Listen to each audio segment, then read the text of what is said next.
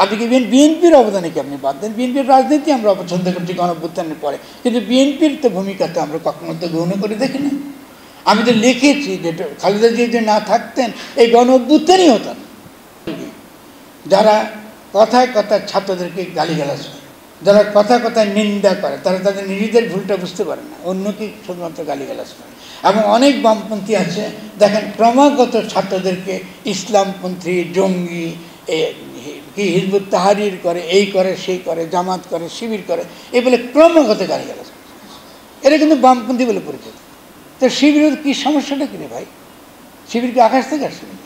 তার সঙ্গে কথা বলো, ও কি ইয়ে করে লড়াই করে নাই গণঅভ্যুত্থানে? ও কি বলছে যে আমি একটা জামাত ইসলামের নীতিভিত্তিক রাষ্ট্র চাই? তা তো বলে নাই। আমার যে বক্তব্য দিচ্ছি বক্তব্য শিবিরের বিরুদ্ধে হয়ে যায়। তা আপনি কি শিবিরের অবদানকে আমি বাদ দেবেন? আপনি কি বিএনপির অবদানকে আপনি বাদ দেন? বিএনপির রাজনীতি আমরা অপছন্দ করছি গণঅভ্যুত্থানের পরে, কিন্তু বিএনপির তো ভূমিকাতে আমরা কখনো তো গ্রহণ করে দেখি না। আমি তো লিখেছি যে খালেদা জিয়া যদি না থাকতেন এই গণঅভ্যুত্থানই হতো না। তা আমরা কাদের বিরুদ্ধে লড়াই করছি? বিএনপির বিরুদ্ধে না, লুটেরা মাফিয়া শ্রেণীর বিরুদ্ধে, দিল্লির দালালদের বিরুদ্ধে লড়াই করছি। তো বিএনপির সঙ্গে তো আমাদের কোনো ঝগড়া নেই, দিল্লির দালালদের বিরুদ্ধে আমাদের ঝগড়া আছে, অবশ্যই ঝগড়া আছে। তাহলে এই যে রাজনীতিতে নতুন বয়ান তৈরি করা, নতুনভাবে আমাদের নিজেদেরকে সচেতন করা, এই বয়ান এবং সচেতনতার মধ্য দিয়েই আমরা কী করবো? আমরা সামনে এগিয়ে যাব। যদি আমরা এগিয়ে যেতে না পারি, আমরা অবশ্যই একটা বড় ধরনের নৈরাজ্য এবং বড় ধরনের আমরা বিশৃঙ্খলার মধ্যে আমরা যাচ্ছি, এটা কোনো সন্দেহ নেই। ৭২ সালের সংবিধান আপনি কি বানিয়েছেন? না, বানান নেই। কারা বানিয়েছে জানেন? পাকিস্তানিরা বানিয়েছে। ৭২-এর সংবিধান যারা রচনা করেছেন তারা আইনগতভাবে পাকিস্তানি। এটা কেউ বলেছে আপনাদের? এই দেশকে আপনারা কেউ জানেন? জানেন। ৭২-এর সংবিধান যারা প্রণয়ন করেছে তারা পাকিস্তানের সংবিধানের জন্য নির্বাচিত ছিল। ৭২-এ পাকিস্তানের সংবিধান প্রণয়নের জন্য যারা নির্বাচিত, তারা স্বাধীন বাংলাদেশে এসে তারা ৭২-এর সংবিধান তারা প্রণয়ন করেছে। এখন যারা বলে যে আমাদের তার সংবিধান আছে, কিন্তু আমাদের তো কখনোই একটা সংবিধান ছিল না, আমরা তো কখনোই নিজেরা সংবিধান তৈরি করি না। স্বাধীন বাংলাদেশের জনগণ তাদের যে স্বার্থ, তাদের স্বার্থের জায়গায় দাঁড়িয়ে সংবিধান প্রণয়ন করেন না রে ভাই। বারবার আপনারা এই ইতিহাসটাকে মুছে ফেলতে চান কেন? ৭২-এর সংবিধান কি পবিত্র, বলে না? পবিত্র কেন পবিত্র? যেহেতু ওটা দিল্লি লিখে দিয়েছে, এই জন্য পবিত্র। দিল্লি লিখে দিয়েছে কেন? খেয়াল করেন, আমরা কিন্তু যখন ৬ দফার আন্দোলন ছিল প্রাদেশিক সাহিত্য শাসন, শেখ মুজিবুর রহমান করতেন মুসলিম লীগ, উনি কখনো বাংলাদেশ চান না। এটা কিন্তু দোষের না, উনি ঠিকই বাংলাদেশ চান না, উনি পাকিস্তান ভাঙতে চান না। কারণ আমরাও চেয়েছি শেখ মুজিবুর রহমান পাকিস্তানের প্রধানমন্ত্রী হোক, এটা আমাদের অধিকার, বাংলাদেশের জনগণের অধিকার। তিনি যদি ভোটে জিতে আসেন, ৭০ ভোটে এসছেন, তাহলে তিনি হওয়া উচিত ছিল পাকিস্তানের প্রধানমন্ত্রী। তাহলে কারা ওই পাকিস্তান ভাঙার জন্য যারা আন্দোলন সংগ্রাম করেছে, ভাঙবে এটাকে, পাকিস্তান ভেঙে ভারতের অধীনে নেবে, ইসলামাবাদের কাছ থেকে দিল্লির অধীনে নেবে, তারাই কিন্তু আপনাকে ৭২-এর সংবিধান চাপিয়ে দেওয়া হয়েছে। আপনারা এখনো হুঁশ নেই। আপনি কথা বলার মধ্যে ৭২-এর সংবিধান সংস্কার করলেই হবে। তো তুমি কি পাকিস্তানি এলেন? তুমি কি দিল্লির এলেন?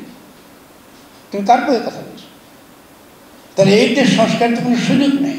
কারণ আমরা রাজনৈতিক জনগোষ্ঠী হিসেবে আমাদের অবশ্যই নতুন গঠনতন্ত্র প্রণয়ন করবার অধিকার রয়েছে, আমাদেরকে সে অধিকার থেকে বঞ্চিত করা হয়েছে। বিএনপিকে আমি বারবার বলেছি, 1971 সালের মুক্তিযুদ্ধ হয়েছে মুক্তিযুদ্ধের স্বাধীনতার ঘোষণার ভিত্তিতে। ৭২ সালের সংবিধান কায়েম করব, এই লক্ষ্যে মুক্তিযুদ্ধ হয় নাই। আমি জানি না বিএনপি আমার কথা শুনেছে, শুনে নেয়, আমার বিরুদ্ধে নানান রকম প্রোপাগান্ডা করে। বিএনপিকে পরিষ্কার বলি, জিয়াউর রহমান কি ৭২-এর সংবিধান কায়েম করার জন্য যুদ্ধ করেছিলেন? তিনি যুদ্ধ করেছিলেন প্রোক্লেমেশন অফ ইন্ডিপেন্ডেন্স, স্বাধীনতার ঘোষণা, যার ভিত্তিতে তিনি একটা সেক্টর কমান্ডার ছিলেন। সেই স্বাধীনতার ক্ষমতা কী ছিল? সাম্য, মানবিক মর্যাদা এবং সামাজিক ন্যায় বিচার। ওখানে সমাজতন্ত্র ছিল, ওখানে ধর্মনিরপেক্ষতা ছিল, ছিল না। ওখানে বাঙালি জাতিবাদ ছিল, ছিল না। তাহলে বিএনপিকে প্রশ্ন করি, আপনি তাহলে ৭২-এর সংবিধান এখনো চান কি জন্য? আপনি কি ইন্ডিয়ার দালাল? আপনি কি ভারতের দালালি করছেন এখন? কেন এটাকে টিকিয়ে রাখছেন? যখন এত বড় গণ অভ্যুত্থানের পরে জনগণ নতুন করে তাদের গঠনতন্ত্র নতুন করে প্রণয়ন করবার যে সুযোগটা পেয়েছে, এই সুযোগকে নস্যাৎ করে দেবার জন্য প্রথম থেকে তারা বলছেন কি ৩ মাসের মধ্যে নির্বাচন দেয়। আরে ভাই, আমরা কি মরছি নির্বাচনের জন্য? আমরা কি শুধু নির্বাচনের জন্য মারা গেলাম, শহীদ হলাম? তাহলে যারা বলছেন যে ৭২-এর সংবিধান সংস্কার করা যায়, আমি তাদের সঙ্গে একমত নই। আশা করি তারা ভেবে দেখবেন। এই যারা এরকম ভাবেন, এরকম মানুষ আমাদের মধ্যে এখন আছে, তারা আমাদের বন্ধু, অসুবিধা নেই, কিন্তু তাদের এই চিন্তাটা অত্যন্ত ক্ষতিকর। আমি এর মধ্য দিয়ে তারা মূলত দিল্লির আধিপত্য এবং একই সঙ্গে সঙ্গে ফ্যাসিস্ট শক্তির আধিপত্যকে পুনর্বাসিত করতেছে।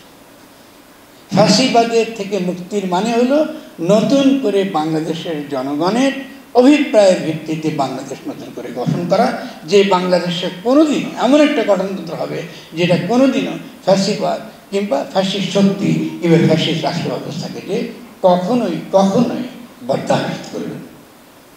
আপনি দেখবেন আপনার আশেপাশে লোকজন বলবে এটা দরকার কি, এটা সংস্কার দিতে হবে। তাহলে আমার কথাটা সামারি করে এই জায়গায়, সংস্কারের কথা যারা বলে তারা দিল্লির যে আধিপত্যবাদী রাজনীতিকে তারা ধারণ করেন, ওটাই বাস্তবায়ন করেন। যদি তারা যুক্তি দ্বারা আমাকে বুঝাতে পারেন, আমি মেনে নিই।